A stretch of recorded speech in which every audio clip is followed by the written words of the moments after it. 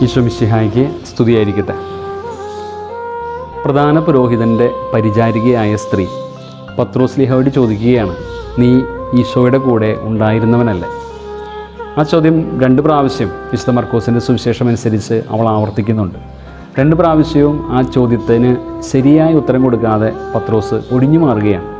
ഞാൻ അവനെ അറിയുകയില്ല എന്നാണ് പത്രോസ് അവസാനമായിട്ട് പറയുക.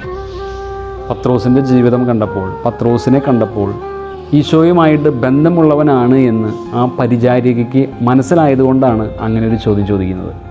ഇന്ന് വരെയുള്ള എൻ്റെ ജീവിതത്തിൽ എന്നെ കണ്ടിട്ട് എത്ര പേർക്ക് നീ ഈശോയുടെ കൂടെയുള്ളവനാണോ എന്ന് ചോദിക്കാനായിട്ട് സാധിച്ചിട്ടുണ്ട്?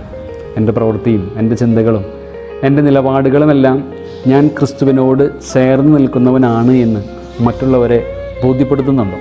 ചിലപ്പോഴെങ്കിലും ക്രിസ്തുവിൻ്റെ കൂടെ നിൽക്കുന്നത് നമുക്ക് നഷ്ടമായും കുറവുകളായും ഒക്കെ അനുഭവപ്പെടാൻ സാധ്യതയുണ്ട്. പത്രോസിനെ പോലെ ആ നിമിഷങ്ങളിൽ ഞാൻ അവനെ അറിയുക പോലുമില്ല എന്ന് പറഞ്ഞുകൊണ്ട് തിരിഞ്ഞോടുവാനാണോ നമ്മൾ പരിശ്രമിക്കുക?